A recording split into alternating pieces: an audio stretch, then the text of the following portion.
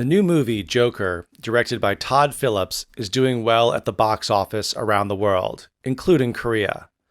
The iconic villain, the Joker, from the Batman franchise, is a mainstream character, but Todd Phillips' rendition is closer to that of an Arthouse film, focusing on character development and the socio-economic environment that creates Batman's worst nemesis. The culmination of the movie's critical acclaim was winning the Best Film at the Venice Film Festival, which may partially explain the film's box office success. While the Batman prequel is well received by the public and the audience, there are some concerns. The most notable one is the possibility of the movie being misinterpreted to inspire violence. The movie is especially popular among males in their 20s and 30s in Korea, who are believed to relate to the Joker better than other demographics. Critics say that the story of an outcast who is mired in isolation but overcomes his fate and emerges as the leader may reverberate among young males who can't find any breakthrough in their hard life. Movies are up for debate, especially the ones that are spotlighted by critics, audiences, and the media. However, as moviegoers who pay for their tickets, we all have the right to enjoy the movie first in our own way. Contemplating the correct interpretation may come later. Most of the past Joker characters have been lighthearted, comical, and were digestible for mainstream audiences. However, this Joker has taken a darker turn, as the director of the film shot it like a gritty, independent film, which has proven success at the box office.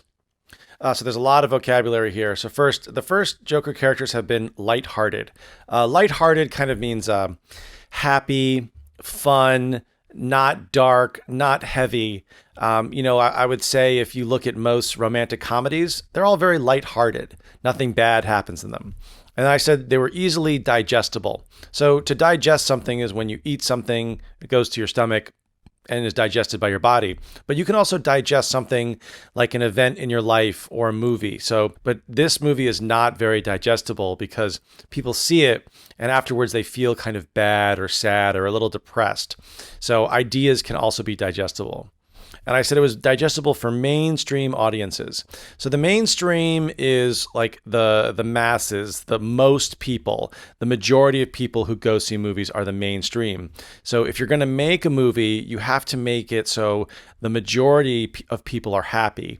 If you make it too dark, only a small group of people will like it. However, in this case, it was successful for everyone, even though it wasn't really a mainstream type of movie. And then I said however, this Joker has taken a darker turn. So a darker turn is when, you see a storyline or a person and things are going well, but then they take a darker turn, mean more sadness or more negative things or more controversial topics happen. That can be a darker turn. So let's say you're having a conversation and then the conversation steers towards death. That means that the conversation has taken a darker turn. And finally, I said this film is shot like a gritty, independent film. So you might know Grit, the book by Angela Duckworth. It's a very famous book. She's done a couple TED Talks. Grit is kind of like when you work very hard and then you are very persistent and you get what you want. But if something or some place is gritty, it doesn't really necessarily mean grit. Gritty is more kind of like a darker place, a place where bad things happen, not a very happy situation. If things are gritty, that means it's not good. With the exception of Heath Ledger's Joker performance, all other Jokers have been subpar villains. Todd Phillips took an alternate way of making a Joker movie and went in the Arthouse direction. It was a risky choice, but it paid off in the end. So first I said all the previous Jokers have been subpar villains. So par or subpar, par is kind of a standard, but subpar villain means it was kind of like under the standard of a villain. So if you think of like a villain, like a really big villain, it might be Darth Vader, but a villain should be kind of bad, scary, and evil. So what we're saying in this one was this was not subpar. It was way above par because it really showed kind of the darkness of a villain and how he became who he was. And I said this movie went in the Arthouse direction. So Arthouse films or art films were developed after World War II. So an Arthouse one, the most famous and oldest one would be, I guess, Citizen Kane, 2001 Space Odyssey, Her. These films are very artistic. They're very cinematic. They focus on more of the visuals and rather than the story to appeal to a mass audience. So we do call them art films, art house films, and it can also cross over to indie or independent films. And then even though it took off this direction, it paid off in the end, means that, even if you work hard at something, you don't think it's going to succeed, but it does pay off and you get a reward. We say it paid off in the end. In addition to the excellent direction of Todd Phillips, Joaquin Phoenix was able to transform himself and take on the Joker's persona. So what I last said there is take on the Joker's persona. So Joaquin Phoenix, he lost 20 kilos for this movie, and he's already kind of a dark character. So he really studied the character and got into the role. So he took on the Joker's persona, which is if you think of a very dark, evil person, he really focused on making sure he had changed his own personal character into the Joker. So if you do that and you kind of imitate someone and copy someone and learn their habits and the way they talk and the way they act, you take on their persona. Director Todd Phillips was at the helm of this film.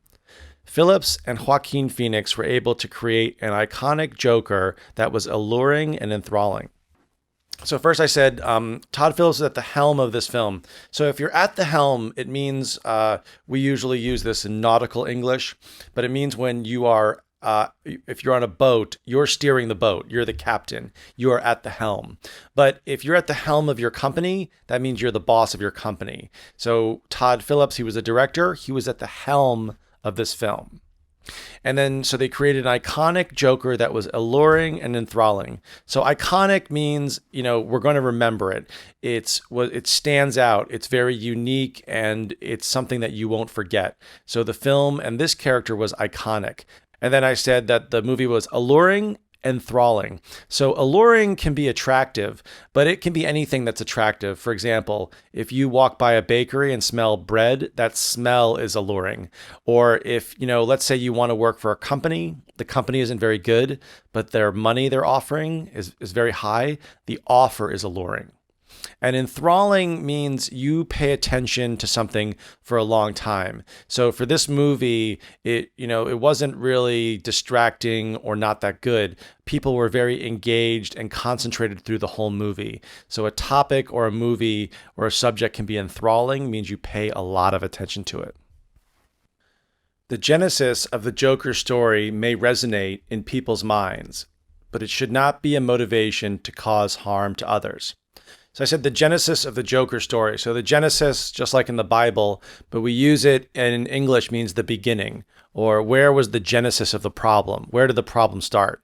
So in this case, it talks about how the Joker becomes the Joker. So this is a genesis story.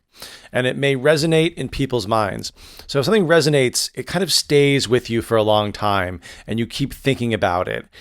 So what in this case, I've heard a lot of stories of people seeing this movie and they can't stop thinking about it. Therefore, it's resonating in their minds. Movies can be quite powerful and influential to moviegoers. People need to understand that it is just fantasy and you should not act out what happened in the film. So I said the movie was powerful and influential to moviegoers. Moviegoers is just a term we use generally for people who go to the movies. So moviegoers want more comfortable seats, or moviegoers want more choices with popcorn flavors. So we use moviegoers as kind of, instead of saying people who go to the movies, we say moviegoers. And finally, do not act out what happened in the film. So to act out what happened in a film or to act something out means to copy and do some action. So for example, little kids, they'll see the Hulk and they'll come out of the movie theater and they'll be like, Hulk smash, Hulk smash. They are acting out what the Hulk did. But in this case, you should not act out what happened in the film because you'd be copying the violence in the film. Around the world, this movie received an R rating. However, in Korea, anyone over 15 can buy a ticket. This has confused many because the film contains a lot of adult content. So when we talk about adult content, it's a very vague and unclear word, but it includes a lot of things. So adult content can be violence, sex, drugs, bad language, smoking. So in this case, in this movie, there's a lot of adult content in terms of violence, bad language, and smoking.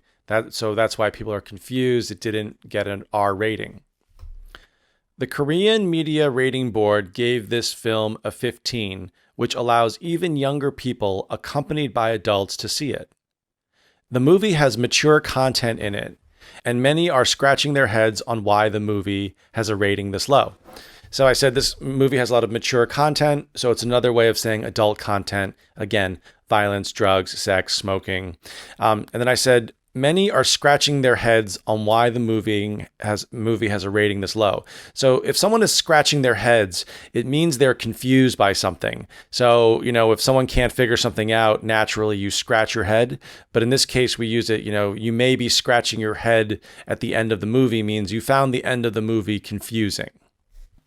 Thanks, guys. And also don't forget to follow us on Instagram at MATTSSAM. Bye-bye.